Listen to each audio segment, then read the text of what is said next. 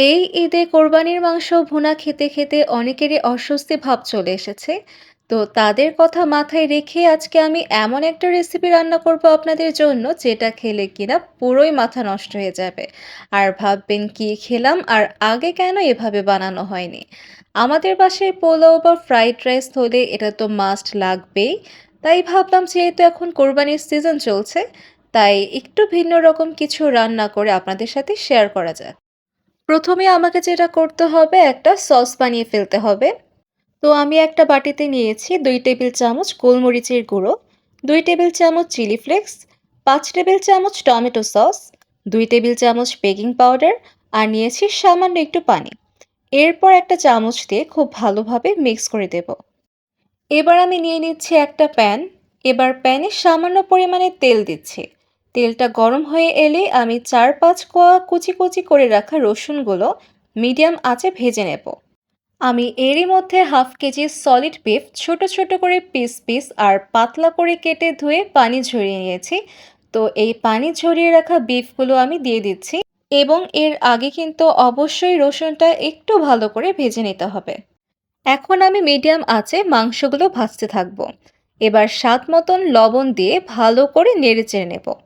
আপনারা ইতোমধ্যেই খেয়াল করবেন যে মাংস থেকে কিন্তু পানি বের হচ্ছে। এই পানিতেই কিন্তু মাংসগুলো পুরোপুরি সেদ্ধ হবে। এখন আমি দিয়ে দিচ্ছি খুব সামান্য পরিমাণে মরিচের গুঁড়া, মিশিয়ে ঢেকে মিডিয়াম আঁচে রান্না করে নেব। তবে অবশ্যই খেয়াল রাখবেন যে মাঝে মাঝে কিন্তু নেড়েচেড়ে দিতে হবে।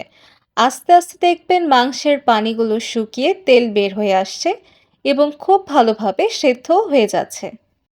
মাংসগুলো খুব ভালোভাবে সেদ্ধ হওয়ার পরে এবার আমি ৪-৫টা পেঁয়াজ বড় বড় করে কেটে নিয়েছিলাম তা দিয়ে খুব ভালোভাবে নেড়ে চেড়ে নিচ্ছি। আর এরপরে আমি দিয়ে দেব ক্যাপসিকামগুলো। ক্যাপসিকাম দেওয়ার পরে বেশ কিছুক্ষণ নাড়াচাড়া করতে থাকবো। আর এখন কিন্তু আমি হাই হিটে রান্না করতে থাকবো।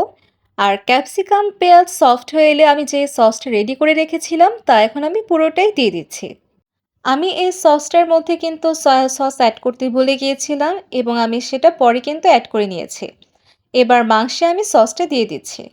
খুব ভালো করে মিক্স করতে থাকবো যাতে সবগুলো মাংসের মধ্যে সসটা ভালোভাবে মিক্স হয়ে যায়। তো সসটা দেওয়ার পরে আমি খুব ভালো করে নেড়েচেড়ে ৪-৫টি ফালি করে রাখা কাঁচামরিচ দিয়ে দিচ্ছি এবং আবারও ভালো মতো নেড়েচেড়ে নিচ্ছি। যদি মনে করেন সামান্য পরিমাণে টেস্টের জন্য একটু লবণ অ্যাড করা দরকার, আপনারা কিন্তু লবণটা অ্যাড করতে পারেন এবং সেটা খুব ভালোভাবে নেড়েচেড়ে নামিয়ে ফেলবেন। যেহেতু রান্নাটা হাই হিটে করা হচ্ছে, তার মানে অবশ্যই বেশিক্ষণ রান্না করার প্রয়োজন নেই, তাহলে কিন্তু পুড়ে যাবার সম্ভাবনা থেকে যায়। তো ইতোমধ্যেই কিন্তু আমার রান্নাটা একদমই কমপ্লিট। তো এখনই আমি নামিয়ে পরিবেশন করে ফেলছি এই মজাদার বিফ কারি। আর এই বিফ কারিটা এতটাই মজা, দেখবেন বাসার সবাই চেটেপুটে খাবে একেবারে। তো আশা করি আমার আজকের রেসিপিটা আপনাদের ভালো লেগেছে। যদি আমার রেসিপিটা আপনাদের সত্যিই ভালো লেগে থাকে তাহলে অবশ্যই লাইক, কমেন্ট, শেয়ার এবং সাবস্ক্রাইব করে দেবেন আমার ইউটিউব চ্যানেল।